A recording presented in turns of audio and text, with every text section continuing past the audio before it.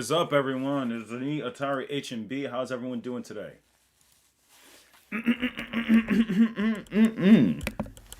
Okay. Hey, guys.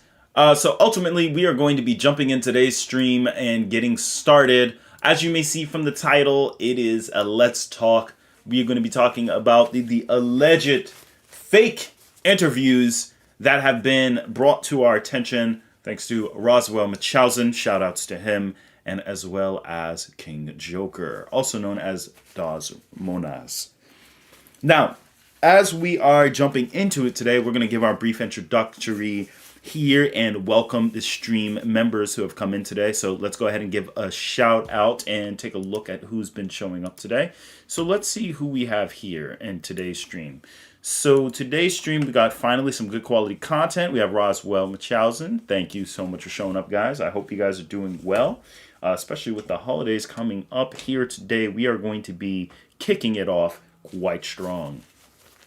Now, as we can see here, we do have a little bit less than what we normally do. That's because a lot of people did not get the notification that a stream would be happening. So call it a pop-up stream. Hey, what's going on, man?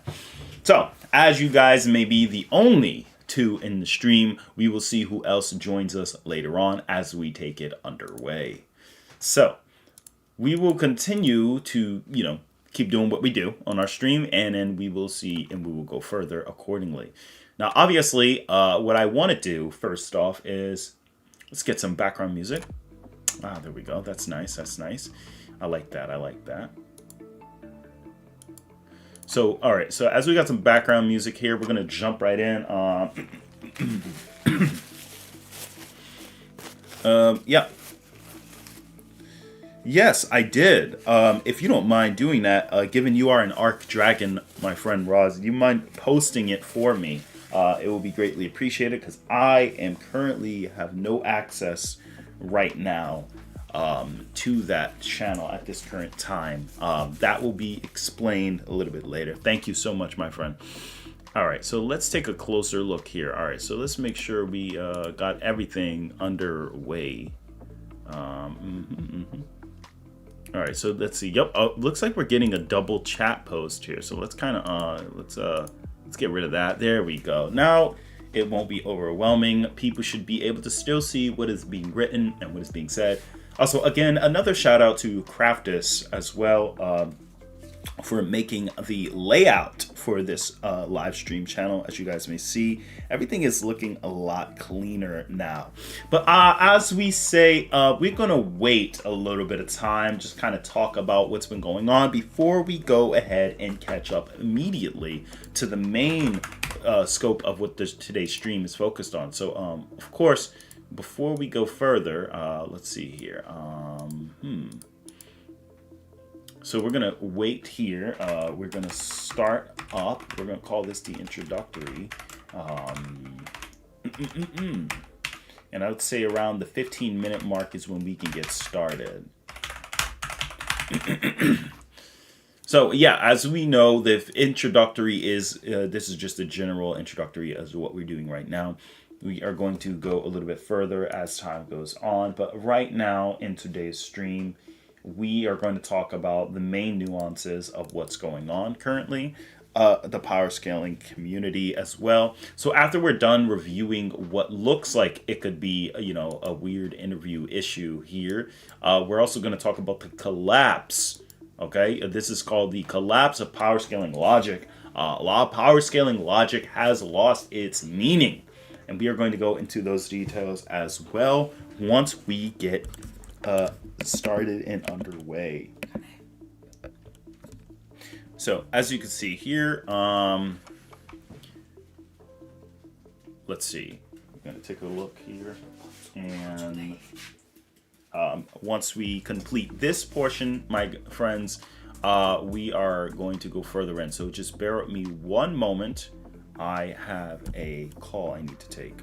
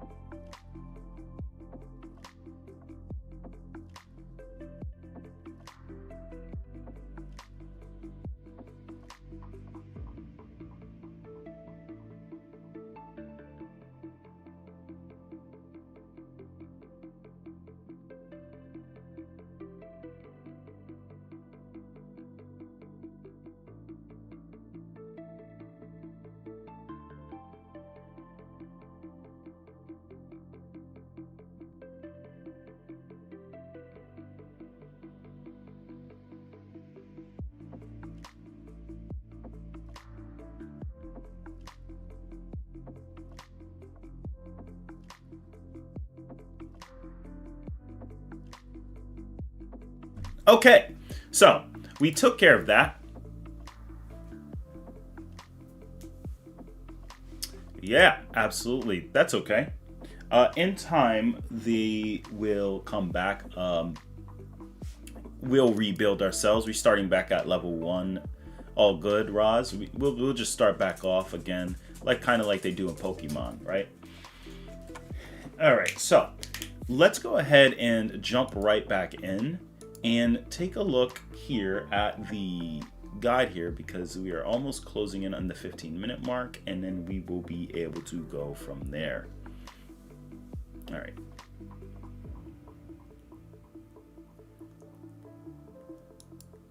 All right. And here we go. And we'll just post the live stream today. All right, let's see. Yeah, I don't think anyone's going to get notification. I think also it has to do with nobody getting notifications, because YouTube can be a bit funny. I've heard people tell me that, hey, I never got a notification that this was going on. And I think that has to do with more of a YouTube issue rather than the actual channel. So let's get these guys up to speed.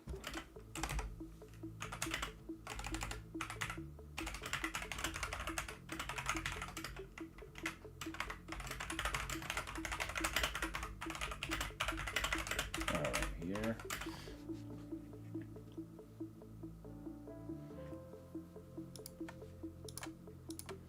And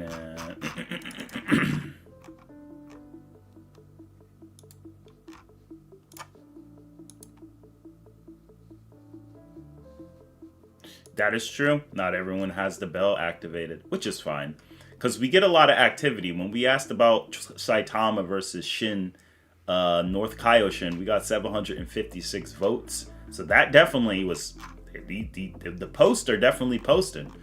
We got 285 votes for Speedy Gonzalez versus the Roadrunner. So people are engaging. It just looks like they haven't seen this in a while. 214 comments is absolutely incredible. So yeah, so it looks like we are still seeing some activity. But let's go ahead and jump right in. All right, so as we jump in today's stream, we are going to go ahead and do the interview. Let's go ahead and review the interview now, guys. So as the topic goes with the fake guidebooks. Here we go.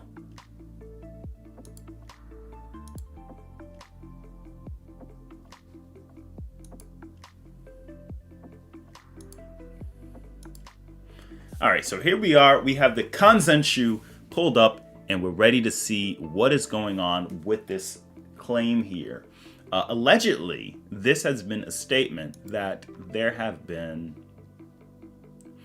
a statement that due to these fake interviews, people have been looking, and they said there's a lot of fake Toriyama interviews. We're going to go ahead and jump right in here. Let's go ahead and dive deeper and see what is going on. So, I'm going to get started. All right, and second here.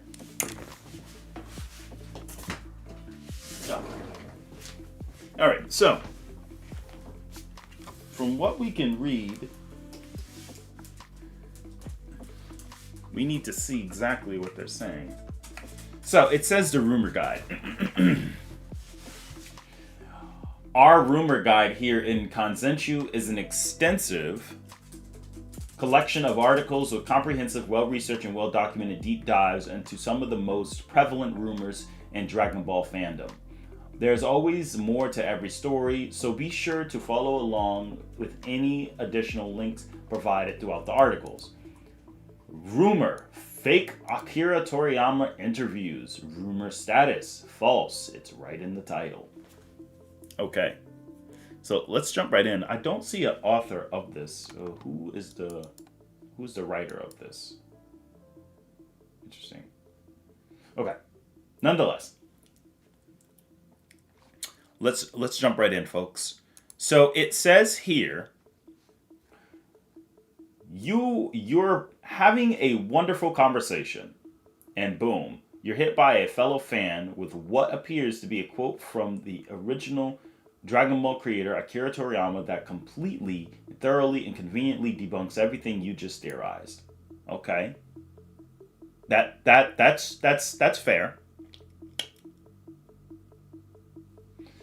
Obviously, there are a couple of routes you could take. For starters, you can ask what the source of the quote is.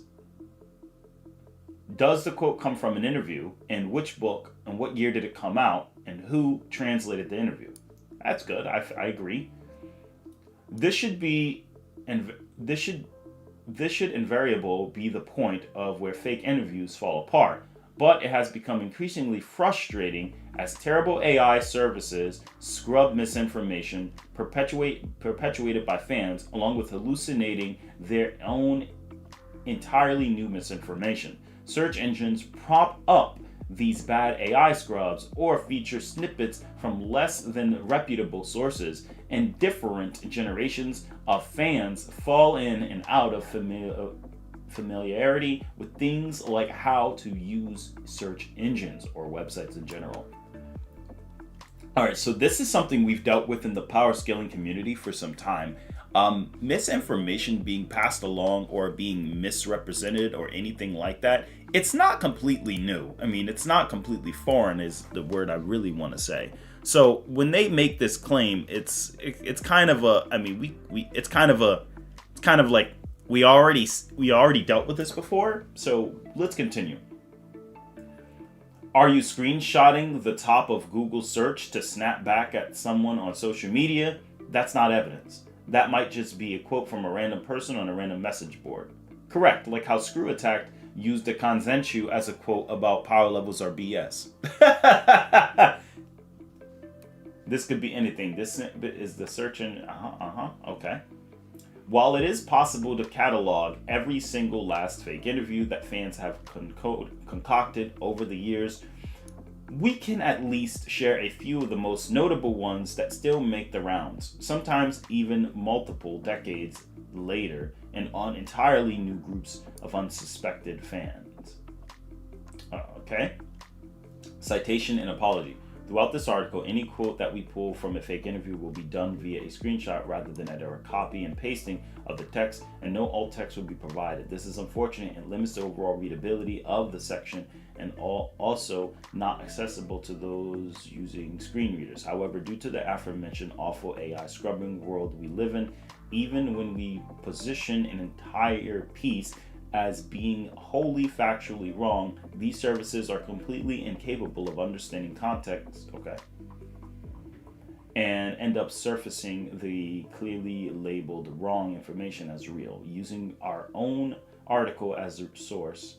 This isn't a theoretical scenario. We have actually seen this happen. We apologize, but we're honestly doing the best we can given the circumstance. You could still do a little bit deeper research. I mean, I get it though, but you know.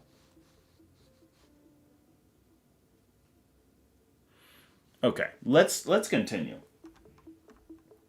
Super Otaku Magazine, the usual strength debates. The fake, non-consistent Super Otaku Magazine is purported to have an interview with Akira Toriyama conducted by a one equally fake, non-existent Narazaki Tahashibari. The kind of name that someone only vaguely familiar with the structure of Japanese symbols would smash together. In this fake non-existent interview, this fake version of Toriyama goes into detail and seemingly put a bow on one of the omnipresent strength debates that Goku versus Gotenks. Toriyama has agreed to answer. He said, many fans have given positive feedback on the Majin Buu. Well, in order to have a villain with so much strength, you need someone around that can rival him. Majin Buu is incredibly strong. It's not easy to create a character that can keep up, so I thought of making characters fuse to create new characters without taking the focus off the main characters. Yes, I do. Dragon Ball has come along. Yeah, this already looks fake. Because whoever translated it should have just put Dragon Ball. So I can already tell this is fake by just this right here. Alright, so they went from running at super speed to moving at the speed of light. Toriyama wouldn't use this term. He wouldn't use that. You've been telling everyone blah blah blah. Fake interview. The earliest record of this fake interview appears in our own forums in 2006.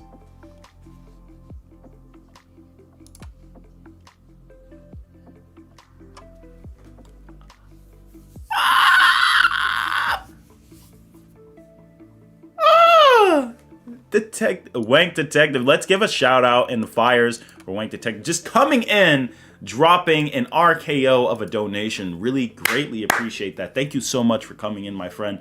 It says here, I gotta sleep. It's 1 a.m. but I attend the event tomorrow, but I'm going to leave support. I hope I can attend the next stream. Please stream a bit more often. Absolutely. Absolutely, my friend. And thank you so much. We do greatly appreciate that. And you definitely got yourself a deal. You got yourself a deal, friend.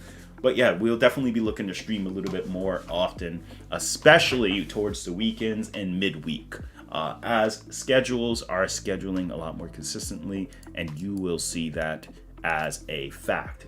As Naruto once said, believe it. Oh, yeah, I thought so. They probably, I don't know if you guys have the bell notification clicked, as Roz mentioned earlier, but thank you so much. Everyone seems to be popping by now. Macadamia, welcome, and Harvado as well. And again, Wank Detective, thank you so much for the donation. The 20 euros, really do greatly appreciate that. Thank you so much. Now, diving back in, we are currently seeing something quite interesting. It says here, well, I don't know yet. I've explained the same with Gotenksu. That's not something he would put. This looks like it's an old interview, by the way. The interview is hilariously uses the term Dragon Boru and Gotenksu, along with a wealth of other typos and poor formatting, which should have been a clue from the original creator not to take the text serious. I disagree. If this appeared in 2006, I will let it slide. And I'm sure people... Banned. Banned. I can just hear D1 right now. That's gonna get banned! But yeah, so... what I would bring to people's attention is... And I'm sure a lot of people would agree with this.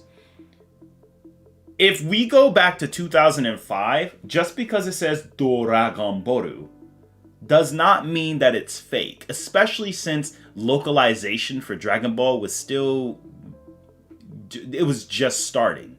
So I don't blame them for using that type. If it was 2020, it was in the year 2020, then yeah, after Herms had exposed a lot of different translations, then yeah, I would say, okay, well, yeah, that seems a bit weird. But I don't think this is evidence enough to dismiss it. No. Instead, it flies over heads of naive fans. No, the fans aren't naive. It's not. You're not naive for believing an interview in 2005, 2006. I mean, I don't know how old the demographic here are, but I can vouch and reach out to one of the homies here in the mods in the stream, Roz. Roz, I'm sure you remember back in the day, Powerscaling. When an article came up, it was all we really got because Powerscaling wasn't as big back then. So if you got an article like this in 2005, that early, or let's see here. Yeah, like if you got an interview from 2005, like this is May. So this is like 2004 energy. If you're going to websites back then, yeah, pretty much it was either an article or word of mouth. Right, exactly. So I wouldn't call someone naive for this. It would just kind of be more of a, it would be more of a, really?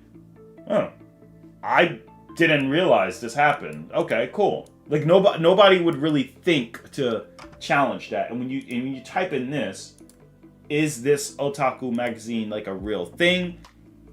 Who knows? Because Roz and I could tell you that in 2005, there were a lot of non-Japanese translations back then that existed. So a lot of people in the US or UK are going to be like, Super Otaku Magazine? We don't know. We don't live in Japan. Like, Fate Stay Night was still like a new concept to us as an anime when that came out. Kenichi just released over in the US. Naruto was just popping off recently in 05, 06. So a lot of us didn't really challenge it because Amazon wasn't really a thing back then, so we had no way to just say, "Oh, let's deliver ourselves a Japanese book." Nobody, there were limited resources to really certify. So I think this article, I wouldn't call anyone naive, and I don't blame anyone for this going around passing by as true for such a long time. So if you have fallen for this, don't feel bad. It's fine. Shonen Jump Canon Supplement. Rather than fabricating a lengthy interview from scratch, another tactic fans use to mislead from peers is to slip their agenda in the middle of another or actual real review interview questions. A classic example of this is what generally labeled as an interview from the old Shonen issue in Toriyama. Is this supposedly from an original Japanese issue Weekly Shonen Jump? Or is this from an issue of Viz, a now long since defunct Shonen Jump print magazines? Folks can rarely answer this question because it's a mix of real and fake. As early as 2007, the website Pojol.com put up the text of this interview as if it was real. Again, 2007, Smash Brothers, to give you guys context, Super Smash Brothers Brawl didn't even come out yet. And we still never had an English translation for Fire Emblem Marth. That's why Marth only spoke Japanese. Never had a Japanese translation, English translation until Smash Ultimate, where the Fire Emblem started popping off new stuff around 015, etc. Blah blah blah. You get the point. So a lot of localization is still not big in 07. If we did something translated, it was more common to get a hold of Spanish version of the translation from those articles since we didn't have any good translators on our own here. That is correct. Yup. Roz is completely accurate. Now, many of the questions in this fake interview actually are real, and some come from the debut of the Viz aforementioned, now long since defunct Shonen print magazine, which indeed featured an interview. This issue was released in November 2002 with a cover of 2003. Okay, let's check it out.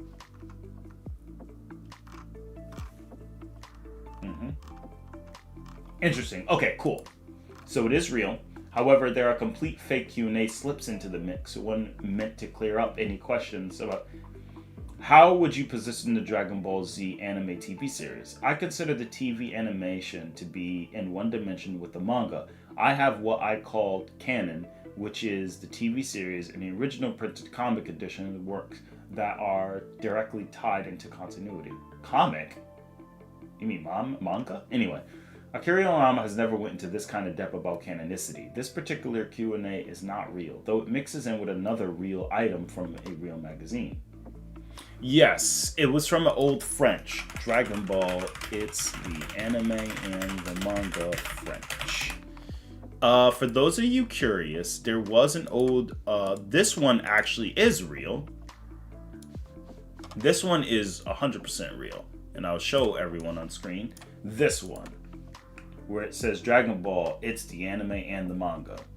Where essentially he was talking about the ideologies of how he went about the editing. So this one is real, from what we know. Okay? So even if this article is fake, or this snippet, it still is technically correlated to something Toriyama did kind of clarify before. But again, he doesn't go into detail like that. That is accurate. Next up, let's continue, guys.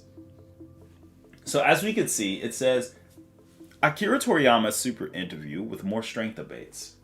This one is the fake interview takes among the form of a real material to surround the frame of a fake question, to give it the illusion of even more authority. The image that gets passed around is actually an edited screenshot of a real interview from right here. From our own translation archive. Note the formatting coloring. Okay. This image dates back in 2020 where its legitimacy is in question. Okay. Kid Buu is the strongest. He came out blah blah blah blah blah, but no, Gohan is still less than Goku with his Super Saiyan 3. I needed a villain that could... Okay, Kid Buu had far more... Yeah. The current debate item in this section is completely fabricated from nothing. Yeah, that's true. The surrounding questions are indeed real and come from Akira Toriyama. Yes. In 2013, Dragon Ball Chogatsu Super Art Collection. One need only compare the image against our actual translation to see the discrepancy, okay? Yes. Yes. Okay. But with the screenshot are shared devoid of any context, especially without a corresponding link, imagination's tempers run wild, particularly on social media. Yes. This item was subject to a popular learning exercise we did on Twitter back in 2024. Yep. Very true. I like this because now, is Kid Buu still the strongest Majin? Well, Toriyama never said straight up out of his own mouth, but I mean, you have over 4 statements from the narrator for the anime. So depending on how you want to review it, I mean, it's pretty clear cut and dry. Even Toyotaro has tried to make clarifications. Kid Buu took on the God Key. It's been stated that he's in his most difficult variant. Herms is not a power scaler. Herms is a translator. So Herms is not really someone who's doing Japanese 101 comprehension of literature. You know, he's not giving you that. What he's giving you is the translation. That's what it comes down to. And I think that's what people need to kind of recognize. Respectfully to Herms, just because someone gives a translation doesn't mean they understand the clause, the sentence structure, or everything else. Not saying Herms does not, but when Herms was asked that question on Geekdom's channel, Herms was kind of in a damage control spot where he doesn't want to say something that's controversial, but there's also questions that the manga never directly answers, only implies. Yes, Majin Buu's ki did shot up when he was in his Buff Buu form, and then when he went into Kid Buu, he looked more suppressed. But again, it makes sense that Kid Buu would be suppressed, because number one, when Vegeta and him said, oh, he's smaller, they mentioned his size, this would imply their ki energy. Now, how do we know this? Context matters. The reason we know this is because later on in the fight, Goku says we won't use fusion to fight him. Okay? That means since Goku and Vegeta stated that they don't want to use fusion against Kid Buu must have had enough suppressed power to where they felt that was the choice. Now, how do we know that this is the case? Later, it's been clear-cut and dry evidence that the context implies, as Goku later on snaps his finger in frustration and says, dang, I tried to be cool. The fusion could have worked, though. And essentially, Goku was snapping his finger in frustration because Kid Buu was completely toying with him. In other words, Kid Buu suppressed his power to get a kick out of the fight. Kid Buu likes suffering and is sadistic and also likes to have fun. That was the whole idea. Let me see if I could find the page. Here it is. This is not an exact translation, but it is a rough translation of what was actually shown in the manga. But you could find the original manga on the Viz website, or you can look it up the Japanese version if you want to translate it. But just to give people the actual honest definition outside of the localization, Goku literally says he'd be no problem if we used the Patara. I guess I was a bit too cocky. I thought this would work. But the reality is, in Japanese, he says, dang, the Patara, it would have worked. And Vegeta was like, wait, what? He's like, yeah. He's like, darn, I tried to act all cool. I thought this would have worked.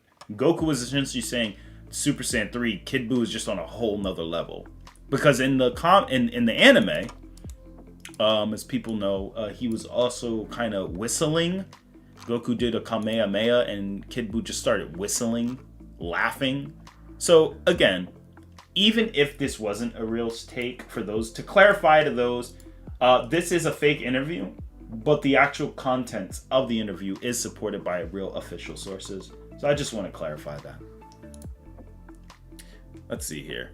Hey there, how's it going, Low Tier Raiden? And also Michael Braxton and Tyler McCullough. Hey, how's it going, guys? Welcome to the stream, Ultimate Goji. Yep.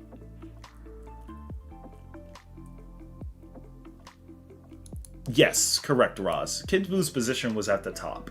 Was he stronger than Buhan? That's another debate. But the bottom line is he definitely was stronger than Super Buu. And in my opinion, I think just based on the way the context was written for him, he was intended to be the strongest Majin. He's just... He just toys around more than the other Buus. I mean, after all, he did beat the Daikaioshin. He absorbed the Daikaioshin, and the Daikaio fought Moro. So I'm gonna say Kid Buu is pretty crazy. He's a lethal force.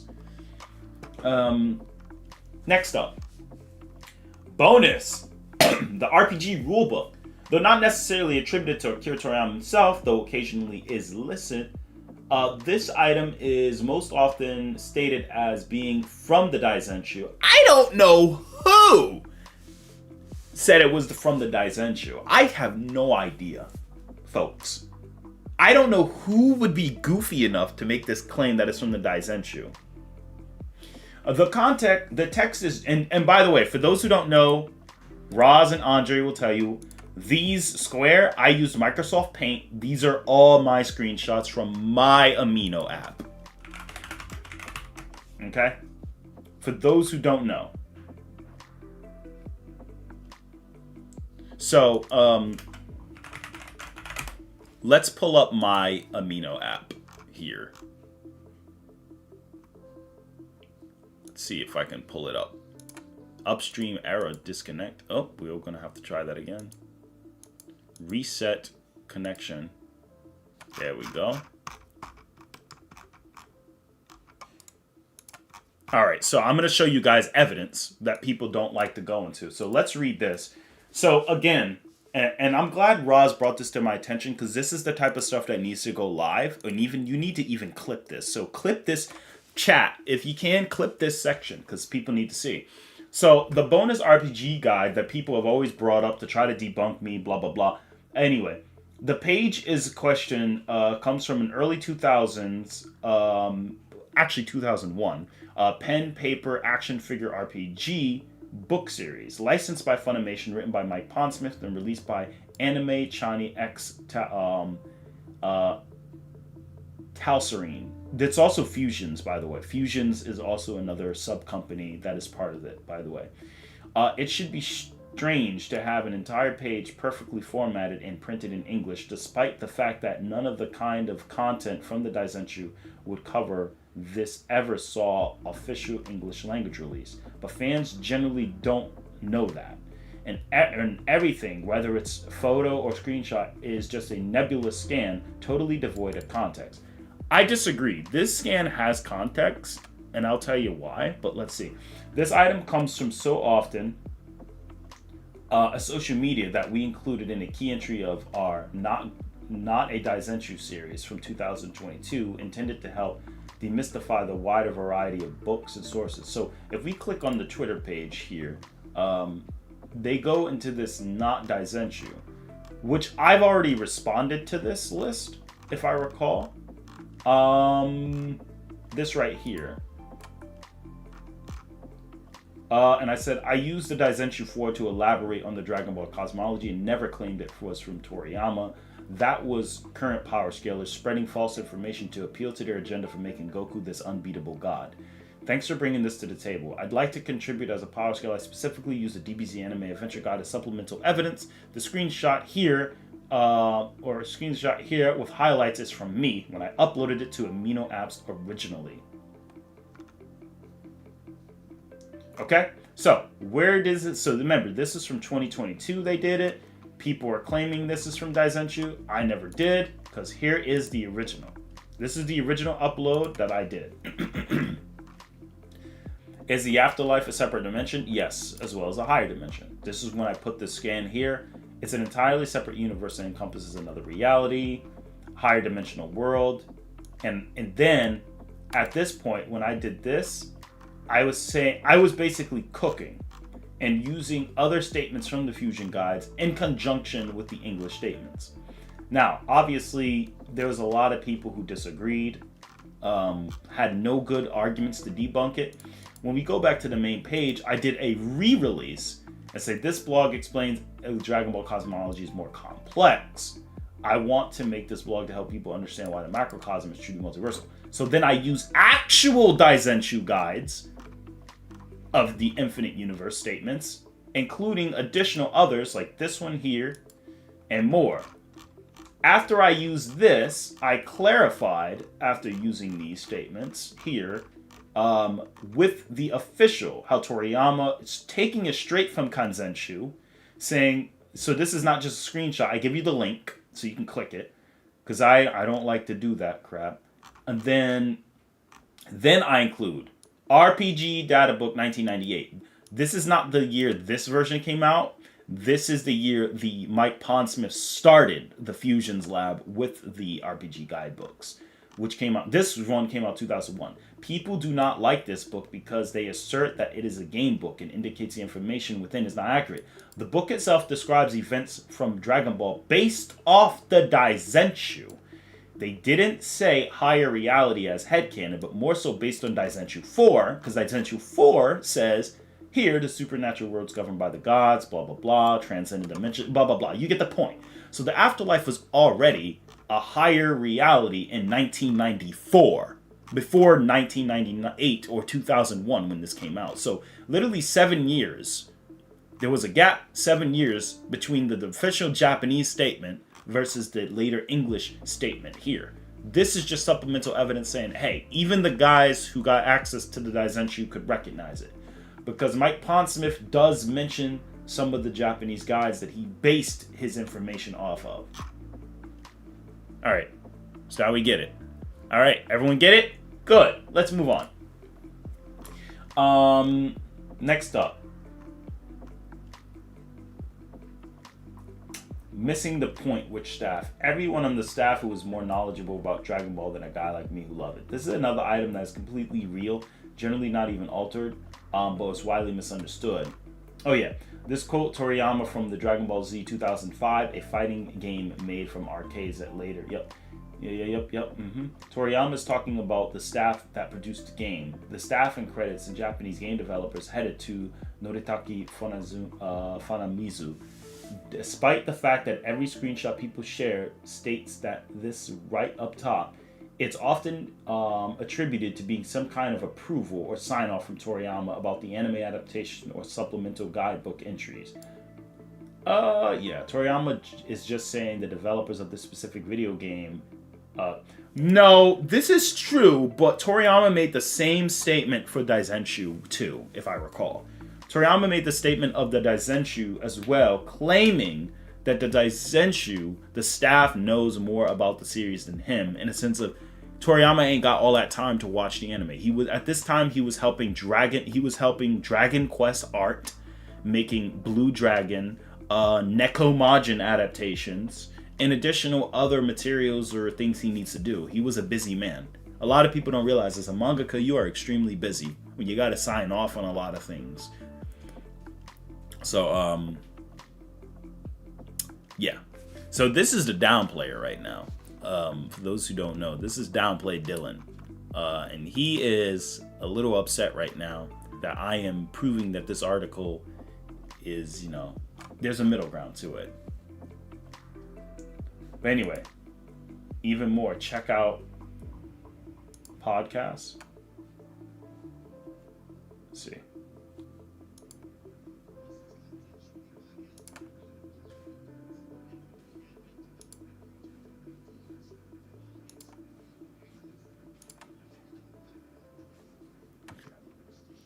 Tights from Jocko the Galactic Patrolman showing up in Resurrection F, which at this point we wouldn't have known that Jocko was going to be in the movie.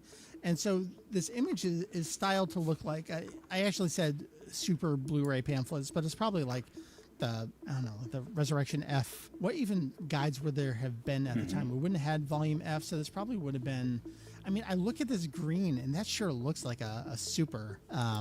So yeah, this is a podcast. I'm not going to listen to this whole thing. It's an hour long. It's an interesting topic that they discuss, but yeah, these hoaxes. I wish they would have starred me on here, and I could make some adjustments and address some things and be like, It's like, guys, I get what you're saying, but like, here are the facts. Power scaling there's an art to power scaling. The art of power scaling is being able to take information. Actually, let me see, what's a good way I could say in like a sum of nearly 50 words on how to describe the art of power scaling? Because at the end of the day, power scaling, we consider the author, but the author is not a power scaler. It goes into the writers can't do math portion. And then a lot of people who read the series for like you could have Star Wars fans who are big Star Wars fans, but that doesn't mean they are power scalers. Power scaling, you need to know how to calculate to be a certified power scaler. If you don't know how to calc, you're not a full power scaler. A lot of people don't realize that. That is actually a true thing. You are a semi-power scaler if you only know how to read context clues and pick out information. But if you can't do calcs yourself or come up with deductive logical reasoning behind the science or hypothetical sciences, then you are not a full certified power scaler. And screw attack is kinda that. Trying to think. Not to be a party pooper, but I honestly really don't care what people think Goku or Dragon Ball or any power scale and power in general. So I'm just here to that's not a party pooper energy at all. Sometimes it's just you're here for the vibes. Some people care about how strong the character is and some people don't. It's more of a meal. Think of it as a meal. Some people like to enjoy that meal every day and some people enjoy it once in a while. Because a lot of non-power scalers, so for example, low tier Raiden, a lot of non-power scalers watch Screw Attack. A lot of them. Yeah, correct, Roz. Roz is bringing up a good point. 10% is like power scale. That includes their demographic. Because 10% of the people who watch Screw Attack are power scalers. The other 90% just want to see entertainment and what ifs. So understanding how strong a character is important if you want an accurate answer. And then some people just want to see an entertaining fighting choreography. I prefer realism though. It's like that video someone did a long time ago about Vegito versus Naruto. They did a whole video. It was like an old sprite animation of Vegito versus Naruto. And Sakura just punches him and then he just blocks it. And she breaks her arm, and then he just blasts her to smithereens. And the guy said Vegeta probably wouldn't hurt innocent people, but this is just like a what if bloodlusted Vegeta fought Naruto. And I was like, and this was back in this was before Sage of Six Paths even came out. This is like 2010 era. So at this time we had Shippuden, but we had Four Tails. We thought Four Tails was like a god tier fighter. Little do we know, Naruto got crazier. But yeah, power scaling isn't just reading a story. It's a technical art. It's authors aren't the power scalers, right? Fans aren't either, unless we calculate. True power scaling, it requires math, physics, deductions, understanding hypothetical sciences, and context alone makes you a partial scaler. But if you have a full power scaling, you want the full certification, you gotta know how to do calcs. Period. That's just how it is. Never ever even heard of Screw Attack, only Death Battle. Oh, well, Death Battle is run by Screw Attack. Angry Video Game Nerd used to be run by Screw Attack as well. Screw Attack is the company that runs Death Battle.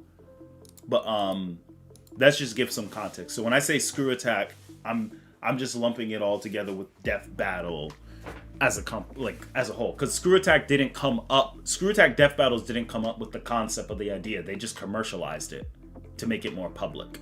People been doing versus battle what is way before. They just kind of had the platform to explode because their animations and quality were really high. But other than that, it's still entertaining. I just don't like watching Screw Attack because as a power scaler, it ruined it for me because they're not accurate no more. If I'm gonna watch a power scaling video, I want accuracy. I don't want to hear Sargon from Prince of Persia versus Euclid, and then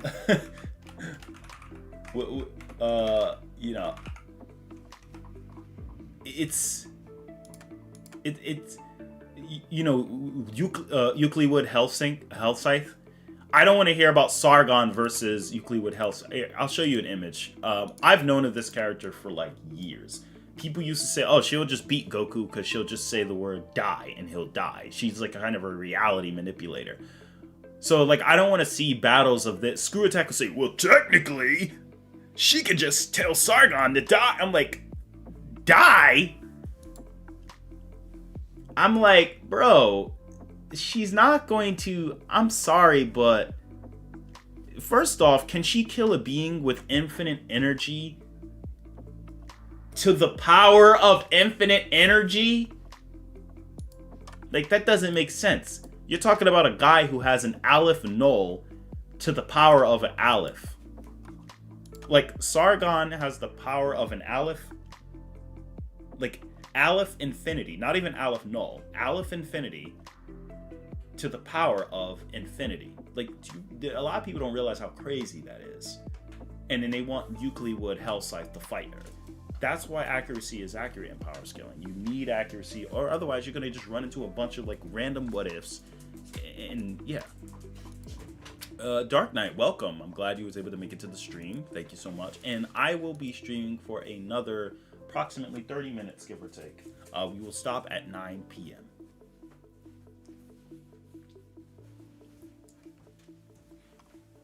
So let's go ahead and kind of look further into this. Like, but like, who is Sargon? For those who don't know, thank Roswell Munchausen. The Sargon from Prince of Persia, not the actual Sargon from 2300 BC. Sargon Prince of Persia is a character from the series The Lost Crown, and let's just say, if you're not asking the Living Tribunal or Dragon, if you're not asking for Super Dragon Ball Heroes Grand Priest or the Living Tribunal or Pre-Retcon Beyonder or Lucifer Morningstar or the Emperor from Warhammer, if you're not asking for those level fighters, then don't even have the conversation. Exclude him from every conversation possible, because this is probably one of the most, him and Beyonder are probably the most broken characters I have ever heard about in my time of scaling. But anyway, if you have her versus him, it's not fair, because we don't know her capacities. But even if we don't know, I doubt she can reach what he's reached. Even in the beginning of the game, when he has no powers, it would still be just, yeah. Ask Roz. Roz will tell you. Because in the beginning of the game, even with no powers, it just is not fair. But, first of all, that's wrong. You're not going to sit here and tell me Euclid Wood doesn't stand a chance. We don't even understand the true concepts of the infant. Shut up. Anyway, so the main thing is, well, I think personally that Euclid Wood is boundless, and that's because death is a concept that's platonic. Shut up, bro. Anyway, guys, you get the point. You get the point. Yes, slow tier Raiden, it is. There's different versions.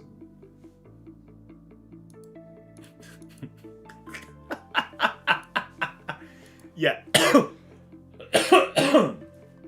Yeah.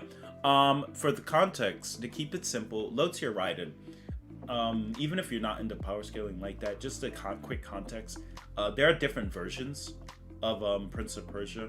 Like, it's not the same character in every game, so just kind of give you some context. That's why some of this stuff seems like foreign, but it is true. There are some crazy stuff that happens. But yeah, ultimately we're done with the guide, so that pretty much sums that part up. Now let's move on to one of the more interesting components here. We're going to include the fact that from the 15-minute mark to the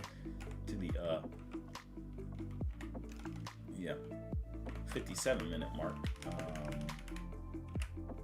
that was all about the power scaling. The fake article. Now let's talk about for the next 30 minutes, we're going to talk about power scaling and how it's lost its touch. power scaling has kind of lost its touch, and I think that has more so to do with just the idea of what the versus battle wiki typically does. And I think it just has to do with just also people not looking at context. Power scaling logic isn't bad, but I'm going to show you guys an example of a particular battle that shouldn't have been as one-dimensional. It should not have been as one-dimensional as people thought. And I'm going to go into reasons as to why. This kind of argument will be interesting for a lot of people who don't know, but let's kind of take a closer dive. So we remember this. So I made this post, particularly in regards to anime horror survivals during the Halloween period. There was a video that was intended to be released but had not been due to some technical difficulties. But that's okay. The bottom line is, how likely would Kurapika, or how likely could the Akatsuki survive a hunt from Kurapika? This would be better as a what if video, because the thing is, there are a plethora of possibilities on how this could turn out. Essentially, the logic of power scaling would deduct it would work like this. So let's go ahead and go to some examples, because Joker and I did this as well. I'm going to go ahead and pull up a nice page of my trusty old art book, and we're going to go ahead and draw. So we have the members of the Akatsuki clan. So let's go ahead and take a quick gander at these guys. So you'll have your Akatsuki member. Your Akatsuki member may be somebody who can have high tiers, low tiers, or whatever it may be. The bottom line is they are a member of the Akatsuki clan, and they have superpowers and stats that are insane. However, let's talk a little bit about what the capabilities are on why I made this article with Kurapika, and why I made this what if, and kind of to show you guys a little bit about what we're talking about. So Kurapika is a character who in most cases is not very strong in comparison to the Akatsuki members, but in the Naruto verse he would still be relatively pretty darn decent. He wouldn't be someone you would call fodder. He has a lot of capabilities, and overall he is extremely powerful, but he's not the end all be all.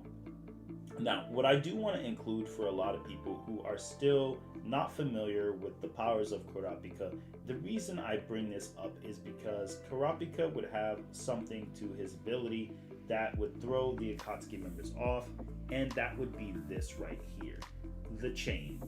Now, again, if you read the article carefully, and this is what Araz had talked about before, as well as Joker and even Macadamia has said this before, and they've mentioned it. When you have a character, read the rules and conditions. So let's take a look. Let's look at the context. How likely could the Akatsuki survive a hunt from Kurapika? If Kurapika set up conditions to catch a Akatsuki instead of the troop. Chakra and Nen is equalized, meaning Zetsu can seal chakra. This is something nobody looked at. And this kind of goes into something Roz mentioned to me before. A lot of people don't really read that often. And same with Joker. Joker mentioned this as well, and same with Harvado. Quite a lot of us understand that a lot of people don't always read the full. They just kind of look at the poll, look at what they think, and then just kind of vote off of instinct. That's okay, but typically if you're looking for accuracy and you want to go into nuances, you gotta look at that. What kind of speed do you need to dodge world cutting slash from Sukuna? Thank you so much. Let's give a shout out and fires to the Dark Knight for the $10 donation. That is crazy. Thank you so much, my friend. And to answer your question, I will go ahead and take a look. What kind of speed do you have to dodge the world cutting slash from Sukuna? Well, let's look at the context. What does the world cutting slash of Sukuna do? What is the world cutting slash from Sukuna? What does it do? Because that's the question I need answered first before I can answer detail.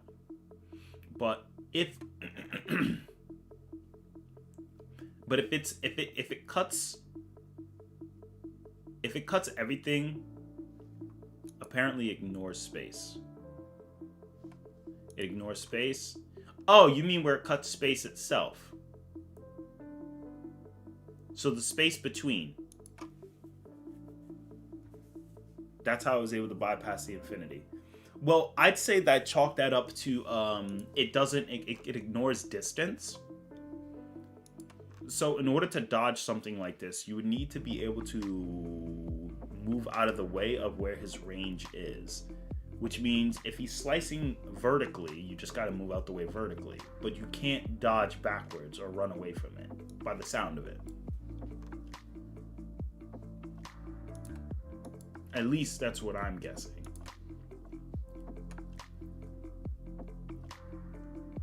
Because it doesn't sound like it chases you. So if it's not a homing attack, it really is going to be dependent on how fast can Sukuna move his arms. That's essentially the question.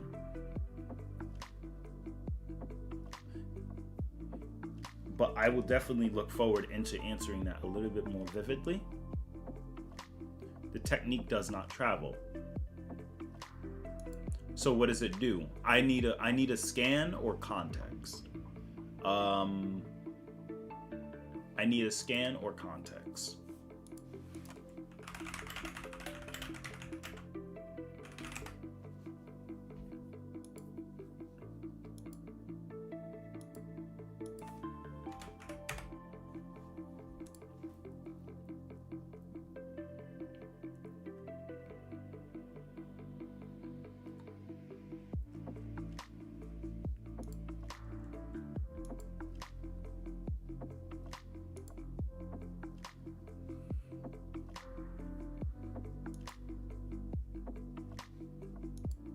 Because there needs to be context. Everything travels. Even Lily Barrow's technique travels, technically. It has a form of travel by concept. So we need the full context of it. I do remember it cutting Gojo in half, but I don't remember I believe it functions based on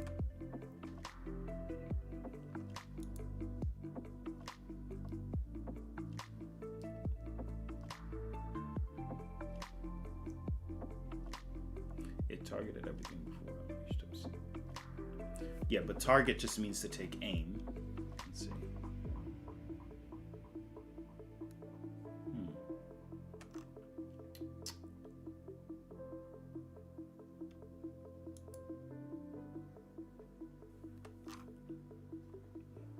It looks like it still has a form of travel. It looks like it still travels.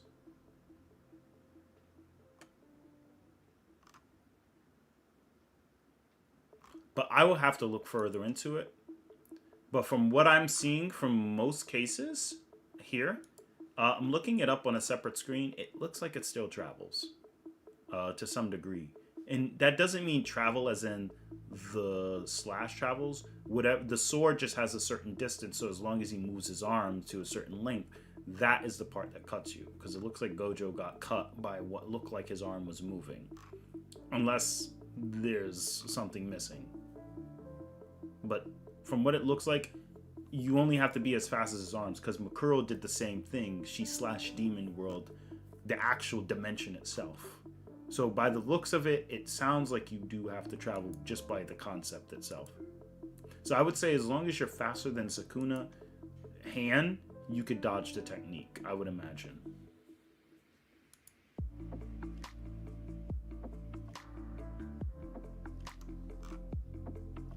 That's what I would conclude. I would conclude, yeah, as long as you're faster than Sukuna's hand, you could dodge the technique. Sorry, random question. What do you think is more terrifying? A being that can destroy a planet, or a being that can alter it? Like alter its atmosphere, terrain, to the point of total reset? It depends on the context. If I have planetary durability, then I don't really care if they can destroy the planet. I'm more nervous of the guy who can alter it, because he can get rid of oxygen, the terrain, and do a lot of other things. But if it's the opposite, and I don't really need oxygen, I can just burrow through the planet. You know, it really depends, because either way, none of that really matters, because it's like, oh, you can alter the planet, well, I'll just destroy it, and you have nothing to alter. You know? But then it comes down to like, well, am I just a regular human dealing with this? Because if I'm a regular human dealing with this, then it's like, well, yeah, the guy destroying the planet is always more terrifying. You know, it's always more terrifying. Because even if you can reset the planet and alter it, I don't really think that makes you scary. But I would say that's more useful and resourceful, in my opinion. To alternatively, to finish up why I think it's a 50-50, I think it's a 50-50. It's either a 50-50 or 50% of the Akatsuki will die. It's between these two. Now, why do I think that? No problem. Well, the reason I think that is because, first and foremost, let's talk about hypothetical battles. The battle insinuates that Nen and Chakra are equal. Alright. Kurapika had put a condition into himself. Okay? So to explain to you why Kurapika versus the Akatsuki isn't a one-shot or a wash, let's talk about what Kurapika's condition is. Let's go into detail. What is Kurapika's condition, bit by bit, according to the manga and anime? Here we go. So if we take a look,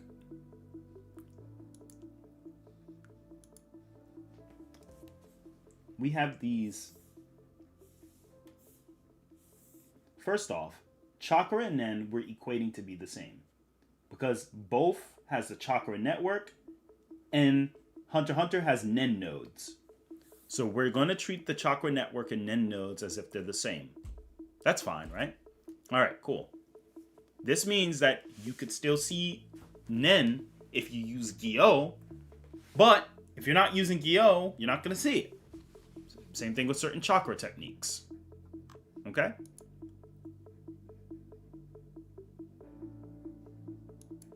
So, looking here, Kurapika is a conjurer, but when his eyes are scarlet, he enters the Emperor of Time and becomes a specialist, as we all know, right? Did anyone remember that? Emperor Time, when Kurapika has that ability. So, now that we understand Kurapika's ability, let's take here. He has a condition. It's called Chain Jail, and it can only be used on members of the troop. To give you guys a perspective, now here's why this isn't a wash. Chain Jail itself is a big factor. Chain Jail utilizes Zetsu, which cuts off all Nen nodes. And because the way Chain Node is based on his condition and only usable on that means every creature on the planet, he increased all that power and potential towards the troop. If Yuvogin, who is shown to have city block level attack potency, multi-city block level attack potency, based on his crater, his Big Bang ability, literally could not even be a suppressed Kurapika or break his chains at all, then I'm willing to bet that, keep in mind, Kurapika's Nen was strong enough to subdue Chrollo Lucifer. If he can subdue Chrollo, I'm pretty confident he's going to be able to subdue a good portion of the Akatsuki. Not everyone, not Nagato and Itachi. Those are a little bit of a different beast, but we'll talk about them. But Hidan, Daidara, who else? White Zetsu possibly, Kakazu, Conan. These beings, I could see Kurapika beating them in a battle. Specifically because they wouldn't understand what the hell the Chain Jail is, unless somebody left to give them context or clues. Same with Sasori, because even without a chakra network, the chakra's usage would be shut down just because of Zetsu. And as we know, in Naruto, Bleach, Dragon Ball, Hunter x Hunter, doesn't matter what show, whenever you are out of your power source, you are a ragdoll. When Naruto was about to run out of chakra, he nearly died. So if Kurapika is shutting down your entire network from ever being used, he will kill. His attacks will hurt a lot, just like he did with Yuvogin. So again, we're talking about current Kurapika, who's even stronger, at least 10 times stronger than what he was prior. We're not talking about the same Kurapika like, again, we're talking about current Karapika, who's at least 10 times stronger than what he was before. He's on a completely different level because Karapika's obsessed with revenge. So he likely is stronger than Gon and Killua at this point. And Killua's a beast.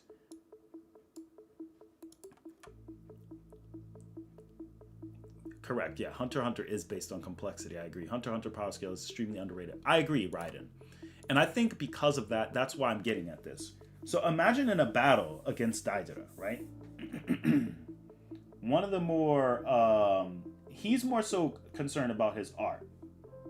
So imagine he's fighting Karapika. Stat for stat, he's going to probably still have the heavy advantage. Because most Akatsuki members can level entire countries. Doesn't mean they're immediately country level, but means they're definitely island plus, easily, way beyond the king, Meruem, and such. But now that we're concluding the fact that Karapika's Nen is going to adapt to the power of who he's fighting, that condition is his life. Nen conditions are extremely powerful. Now, you're giving Karapika this ability where his attack potency is going to skyrocket according to who he's fighting. If he's fighting Daidara, Daidara is silly enough to in the battle and cocky enough that you're going to have these, and I'm going to draw it right here. They're going to have a fight, and you're going to see these. You see this? This is chain prison. This is a separate chain that comes out. It's yellow. And it wraps around him like that. But unless he's using Gyo, it's going to look like that. He's going to realize, wait, what the hell is around me? And that's when Karapika checkmates him. Karapika finishes off, bypasses durability, and now what's surrounding his literal heart is the judgment. So if Daidara and Karapika's going to tell him, give me the powers of all the other Akatsuki members, and if Daidara doesn't, his heart is dead and he dies.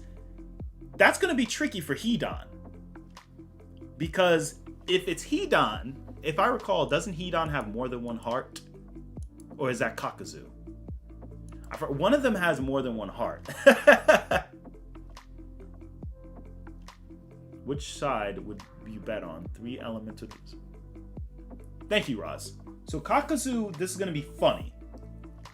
Because Kakuzu, here's how I imagine it. Kakuzu would, and how many, put some fires in the chat if you agree. Kakuzu is smart.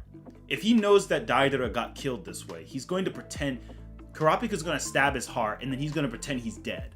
And as soon as Karapika lets him go, and he's like, okay, he's dead, Karapika's going to let go of the change, and then Kakuzu's going to body him. I put fires on that. That's a high probability that Kakuzu is the type of person to do that. So he would just pretend he's dead, wait till Karapika turns around, and then just sneak him. Now, the only way Karapika would know this otherwise, if Daidara spills the beans,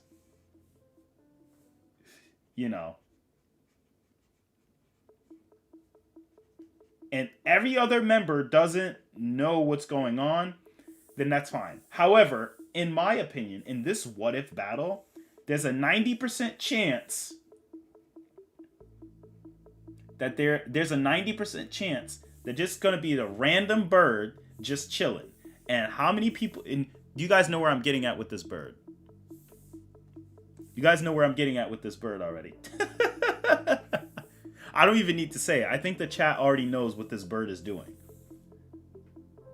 It's like, that's interesting.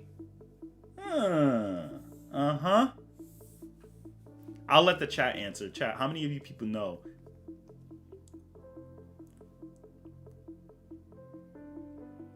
Yep, exactly. Roz, you're on point. This is where the battle gets difficult, because Karapika would either have to find new solutions to kill them. This is why in the battle, but for those who don't know what the bird is doing, I think that should give it away. You guys know what it's doing. So because of this bird, this man is not going to fall for anything. That's how that's going to end. So that's why I say it has to have... Kurapika needs high prep. Exactly. So Kurapika needs extremely high prep and would need help if he wants to succeed. He would need help from the Naruto cast. He would need Naruto's help, Kakashi, and if he could get their help, including Sasuke, then yeah, this is possible. This is doable. But by himself, he's going to at least kill a majority of the Akatsuki members. But he himself is going to lose. So ultimately, I think the most accurate answer is 50% will die, but they will win. It becomes an easy clap if he runs into Itachi too early. If he runs into Itachi, Kakazu, maybe White Zetsu, I'd say, Pain, Nagato, then it's a problem. I'm confident he could deal with Kisame and the others if he's able to trap them. Speed wise is going to be a little bit tough because we would have to very much nerf their speed, but not by too much where it's too crazy. Not too much, but okay, yeah, actually, it depends on how you scale Naruto. The only way this would be possible, again, the only characters who have been shown to have light speed in Hunter x Hunter was Meruem. Meruem is the only character who verbatimly had light speed.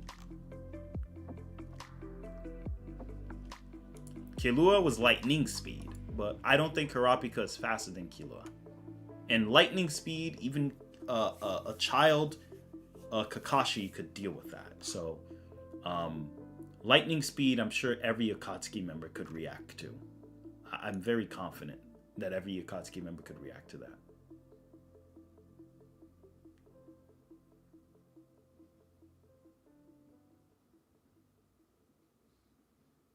So yeah.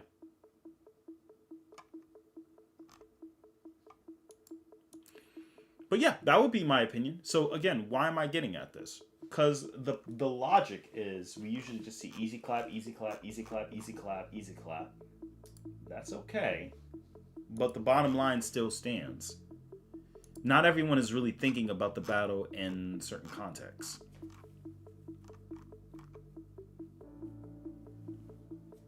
Then we have the other part. People say solo all the time. Solo this, solo that, solo this, solo that, solo this, solo that, solo this.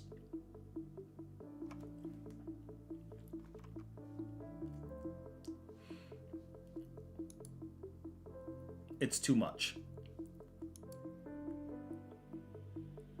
A Dragon Ball question.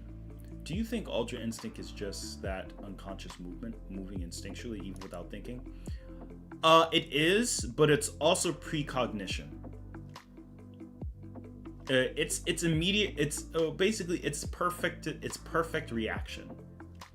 It's forms of precognition too, because characters who could see into the future could not predict Ultra Instinct Goku's moves. Ultra Instinct has no weaknesses. Because when Granola fought him, he said, I can't perceive any openings or weaknesses. He has no vitals. So Ultra Instinct you can never catch off guard, at least in theory, when it's perfected. And again, Whis says Ultra Instinct adapts to the body on the occasion. When Moro was going to hit Goku, Goku's body already knew his attack was coming. Even though Goku wasn't even on guard. His body subconsciously built strength. Ultra Instinct utilizes God Ki to the occasion. Because remember, it's a God technique, so it requires God Ki. So when Moro went to attack him, Goku's body just flexed and he broke his arm. Meaning, his body adapted to the occasion. That's why when Goku hit Moro, Moro's body got swelled up and bigger. Because essentially, Moro's body is trying to get strong enough to... Let me give you an example. Since Ultra Instinct is the perfect defense, say for example, Naruto uses a Rasengan on Sasuke, and Sasuke has Ultra Instinct. Sasuke's body is going to remember how strong that Rasengan is and adapt. So when Naruto does the Rasengan again, Sasuke's body is going to be so strong the Rasengan won't even leave a dent. That's what it does. That's why Moro swelled up so big, because his body wasn't as trained as Goku's. His body was weak. Goku's body was honed and trained to handle that type of energy and God Ki. Plus, Goku had God Ki to protect himself. So when Moro was trying to utilize that, even though he took on the powers of Miras, he still couldn't keep up. It was just way too much energy for him to deal with. It's like his body's like, oh, he hit me with a level 100 attack. All right, buff, level 110 defense. Then Goku hits him again. Oh, he hit me with level 150 attack potency. All right, my defense just buffed to 200, level 200. Ultra Instinct is always going to get stronger. The more you get hit, the stronger your defense is. Whereas Vegeta, it's the offense.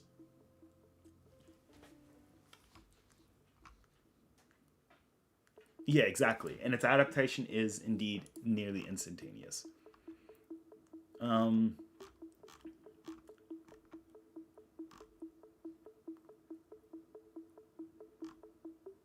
So yeah, there are a lot of variables that go into this. But yeah, versus battle has kind of lost a little bit of its meaning. And what I mean by that is the versus battle lost its, a lot of the logic is losing itself. And that's just because people aren't really thinking into the nuances of any versus battle or anything that goes along with it. You know what I mean? So, and again, logic is being thrown out the window. This is something that Roz called out earlier.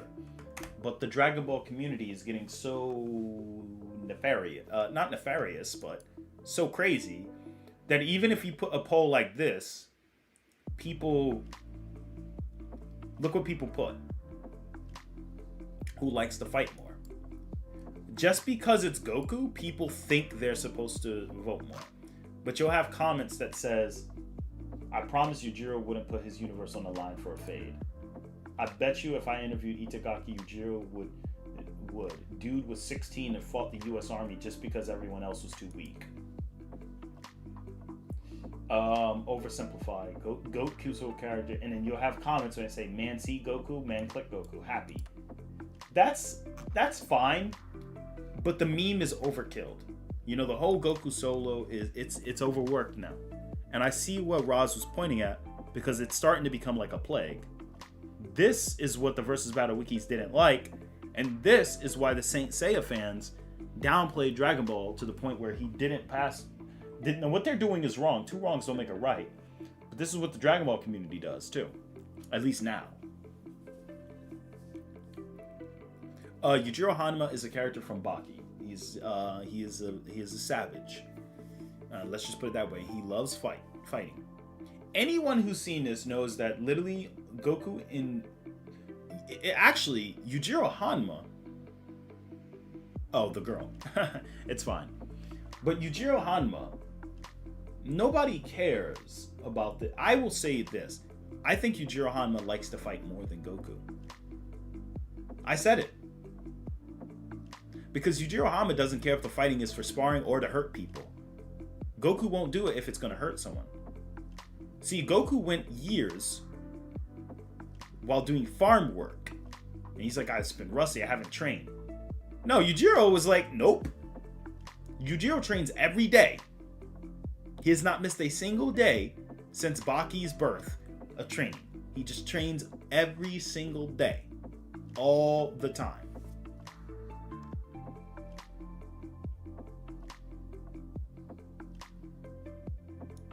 Exactly. Yujiro's he gave birth to when his son was born, he dedicated his life to training his son to be strong enough so he can have a challenge. But Yujiro literally bullies everyone in the show. And it's not, and to him, it's like, it's just because I don't have anyone who's strong enough. Even when he hit his goal and being the strongest creature, he still just wants to pick fights. Because that's all he wants to do is fight. He'll fight wild animals if he has to. So I don't know if Goku wants to beef that much. Because Yujiro would never take... Chi-Chi said, oh, well, you need to go farm. Yujiro will slap Chi-Chi and say, you go farm. I'm going to go fight people. He would never take a year off of fighting. ever. And he has not. To this day, he's not taken a break from fighting. Every single day, he looks for something to fight or he'll train. Period. Always. He does not take a break. Baki even said he trains every single day of his life. That's all he does. He lives, breathes, and eats. That's all he does is fight. So in this case, it goes to show that the logic is out the window. And it's either because people never saw Baki, or people don't watch it enough.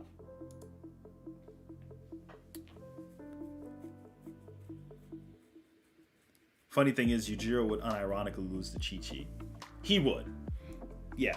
In a sense, he kind of would. Yeah, he would. Unless you're using the Puzzles and Dragons crossover Yujiro, who's like star level, then yeah, he would lose to Chi-Chi. In a conventional battle, just because Chi-Chi for some reason is astronomically strong. And she trained Goten. But yeah, I think that should conclude it, guys. So that concludes today's stream for the power scaling aspect. Why power scaling has lost its logic. We will still continue to do further. In the next stream, we are going to be doing a tier list of different characters. So guys, revel up your best characters and your favorite characters from each show and anime. And when we come to the next stream, I'll definitely review them. So for example, if your next character is, for example, if you're like, hey, I think this character from this show is this strong, we'll see where I put him on the tier list. And then we'll have like, not a full debate, but like a mini discussion to see like, okay, well, why do you think your character deserves this spot? And then we'll see more. So, yeah. Good question. So low tier Raiden, the goal of this stream, I will post a date, but I would try to post a date for the stream. My goal is to have it sometime this Thursday.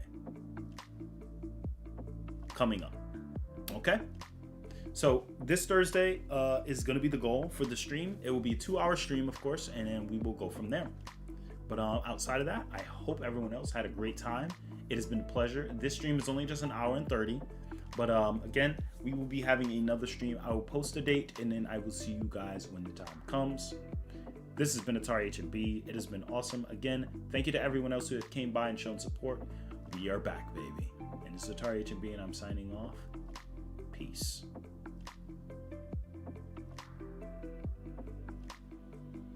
Ooh.